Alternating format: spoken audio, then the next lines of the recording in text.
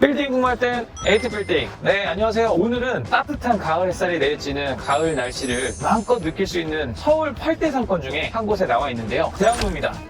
나 가을 타나봐 네가 그리워지. 네, 대학로 상권이 총 3군데로 크게 나뉘어져 있는데요. 성균관대학교 올라가는 길목에 위치한 대학교 상권이 있고요. 그 아래쪽으로 건너와서 대면길 상권이라고 해서 해화역으로 이동하는 또 하나의 주 상권이 있습니다. 그리고 마지막으로 여러분들이 잘 아시는 마로니에 공원이 있는 공연장들이 많은 상권이 있는데요. 이제 각 상권에 대해서 간단한 특징들을 살펴보도록 하겠습니다. 첫 번째, 성균관대 앞쪽에 위치한 상권 같은 경우는 사실 소규모 상권이고요. 그 성균관대학교로 도보로 이동하는 그 길목만 음식점이라든가 작은 판매점 정도가 있고, 나머지 그 이면보로는 대부분 다세대 다가구 같은 주거 지역들이 밀집이 되어 있습니다. 그 다음에 이제 두 번째가 대면길 상권인데요. 대학로 상권에서 이 대면길 상권이 가장 큰 메인 상권이라고 할 수 있는데, 여기는 주로 안경점, 판매점, 의류샵, 액세서리샵, 휴대폰 매장, 또 일군 브랜드의 어떤 식음료점들이 많이 입점을 하고 있어서요. 이 상권들은 또 저희가 돌아보면서 현재 상황은 어떤지 한번 살펴보도록 하고요. 그리고 마지막으로 이제 마로니에 공원이 있는 블록 같은 경우는 필지의 규모 자체가 대면길 상권보다는 크게 형성이 되어 있기 때문에 규모 있는 건물의 대부분 공연장들이 입점을 해서 이런 공연장을 이용하는 유입 인구를 상대하는 소규모의 식음료 매장이나 음식을 판매하는 일반 음식점들이 형성이 되어 있습니다. 그래서 사실 여기는 상권 자체가 어떤 먹자라든가 판매 쪽보다는 공연장 상권이라고 보는 게 맞을 것 같습니다. 그러면 조금 더 자세하게 각 상권들이 어떻게 되어 있는지 한번 살펴보도록 하겠습니다. 가보시죠. 네, 지금 해화역에서 약속 장소 1위가 바로 2번 출구죠. 그 2번 출구에서 이 공연장 상권으로 들어가는 그 바로 초입 그쪽으로 이제 이동을 하고 있습니다. 공연장 상권은 필지들이 한번 정리가 되면서 상당히 규모가 크게 정리가 됐습니다. 그래서 100평 미만의 땅을 찾기가 쉽지 않을 정도고요. 지금 저희가 상권 안쪽으로 지금 들어왔는데, 지금 들어오자마자 보이는 왼쪽 건물, 오른쪽 코너 건물이 두 건이 있습니다. 근데 왼쪽 건물은 2019년도에 평당 1억 2천만 원에 한 165억 원 정도의 거래가 됐고요. 그리고 오른쪽 코너의 건물은 지금 보니까 싹 명도가 돼서 새롭게 공사를 진행 중인데, 이 건은 이제 올해 거래가 됐는데요. 평당 1억 3천만 원 수준의 거래가 됐고, 총 금액이 200억입니다. 이것처럼 대지 규모가 워낙 크다 보니까 또 거래 규모 단위 자체가 100억대를 상회합니다. 여기가 사람들이 공연장으로 들어올 때 가장 많이 지나다니는 초입에 있다 보니까 또 그렇게 거래 시세가 형성이 된 것 같고요. 지금 왼쪽에는 보면 1층이 또 비어 있습니다. 어쨌든 코로나의 직격탄을 맞은 상권들이 밀집한 지역 중에 하나가 대학로 상권이기 때문에 아무래도 그동안 공연을 못하고 하면서 이런 공실들이 많이 생긴 것 같고요. 제 왼편으로도 또 건물에 보면 건물 전체가 거의 다 비어 있습니다. 앞에 되어 있는 식음료점 빼고는 지금 건물이 전체 다 비어 있는 걸 볼 수 있고요.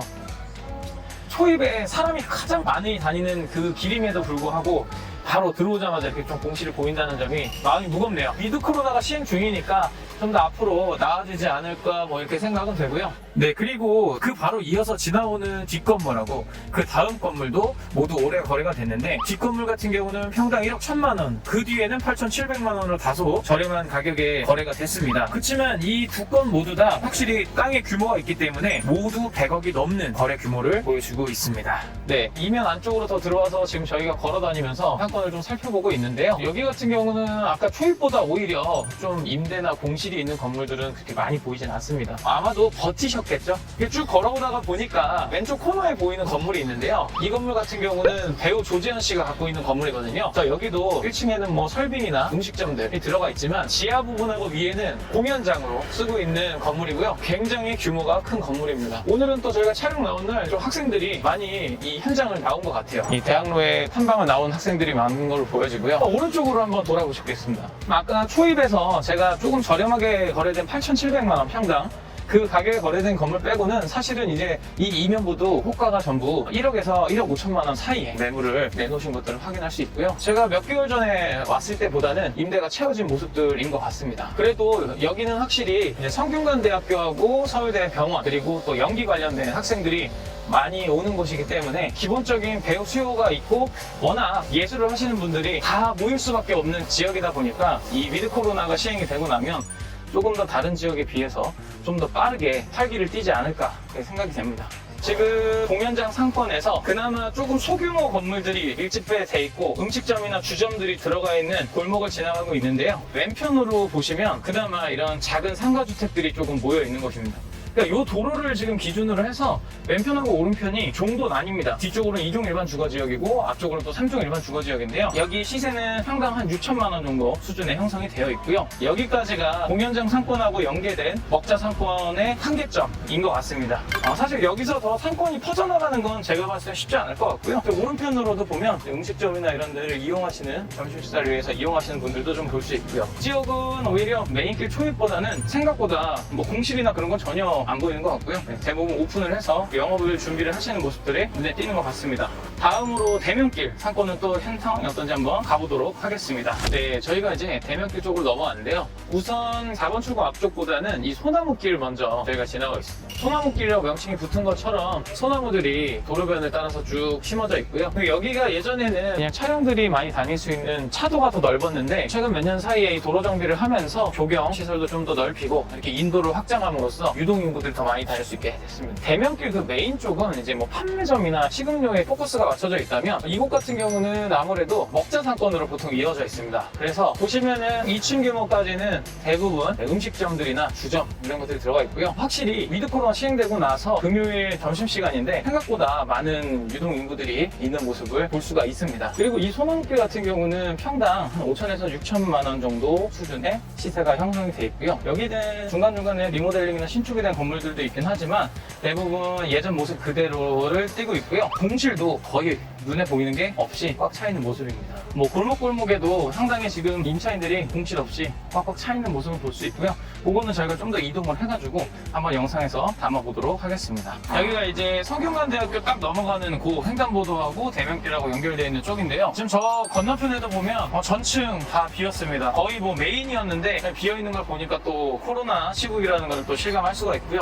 일단은 한번 대면길을 먼저 들어가면서 설명을 드리도록 하겠습니다. 지금 현재 대면길 같은 경우는 생각보다 유동 인구가 많습니다. 이 지역 같은 경우는 시세가 어떤 평균값을 얘기하기에는 뭐 거래가 빈번한 지역은 아닙니다. 가장 지금 최근에 거래된 것들 기준으로 말씀드리면 평당 한 1억 5천만 원 수준까지도 거래가 됐고요. 제가 앞서 말씀드린 것처럼 대부분 상권을 보시면 판매점이나 일군 브랜드의 식음료점, 액세서리라든가 의류 뭐 관련된 것들도 많기 때문에 이렇게 좀 판매 단가가 높고 회전율이 높은 업종들이 주로 1층에 포진했고요. 2층이나 지하, 뭐 3층까지도 보통 음식점이나 주점 이런 것들이 위치를 하고 있어서 찾아오는 유입 인구나 여기 대학교 학생들이 이용을 한다고 볼 수 있을 것 같습니다. 지금 오른쪽에 보시면 이 건물 같은 경우도 다 나갔네요. 저는 이제 커피빈이 있던 자리인데 커피빈이 나가면서 뭐 아직까지 공실도 남아있는 것 같습니다. 아마 위드 코로나 시행됐으니까요. 좋은 임차인이 다시 들어오지 않을까 그런 생각도 되고요. 반대로 이미 기존의 상권이 워낙 좋았던 곳이다 보니까 임대료라든가 권리금 같은 것들이 워낙 높게 형성돼 있어서 또 쉽게 맞춰지지 않는 것일 수도 있습니다. 추후에 한 번 더 또 오게 되면 어떤 업체로 채워지는지도 한번 보면 좋을 것 같고요. 왼쪽에 보면 제가 아까 말씀드린 거의 평당 1억 5천만 원 수준 가까이 거래된 사례인데 지금 보면은 1층에 올리브영이 있던 자리가 나가서 비어 있고요. 아직도 임대 중에 있습니다.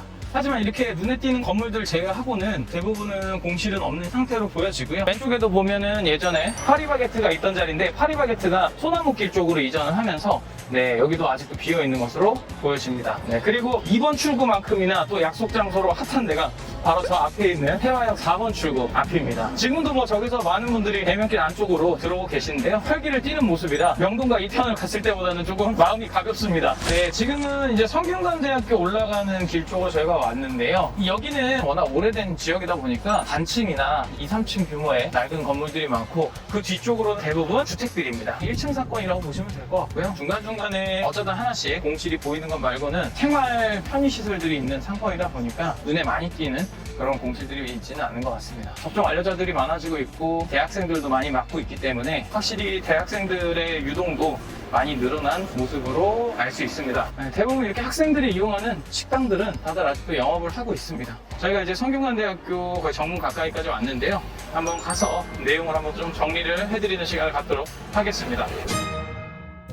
네, 이렇게 해서 저희가 상황을 한번 살펴봤는데요. 다행히 전반적으로 공실들은 그렇게 눈에 띄지 않았고요. 이 코로나에 직격탄을 맞았다라고 표현이 됐던 서울 8대 상권 중에서 명동, 이태원, 그 다음에 대학로였는데, 대학로는 앞선 두 상권보다는 확실히 공실률도 낮고 조금 더 빠른 시간 내에 활기를 띠는 모습을 확실히 느낄 수 있었고요. 그동안에 지금 벌써 2년여간 코로나 시국을 지나오고 있는데요. 이동안에 이제 대학로도 많은 건물들이 이제 매물로 나왔었는데 기회로 삼아서 많은 분들이 매입을 하시지 않았나 이런 생각이 됩니다. 몇 가지 이제 공실이 있었던 건물들도 앞으로 어떤 임차인으로 이 위드 코로나 이후에 채워질지 살펴보면 좋을 것 같습니다. 이 밖에도 신촌이나 이대 상권, 홍대 상권 등도 이 위드 코로나로 전환을 하면서 이 비대면 수업을 대면 수업을 하고 기본적으로 이제 학생들이 등교를 하면서 얼만큼 유동인구들이 늘어나고 또 상권이 활성화되는지 저희가 한 번 더 찾아다니면서 여러분들에게 영상으로 전달해 드리도록 하겠습니다. 지금까지 에이트빌딩이었습니다. 구독, 좋아요, 알림 설정 부탁드리겠습니다.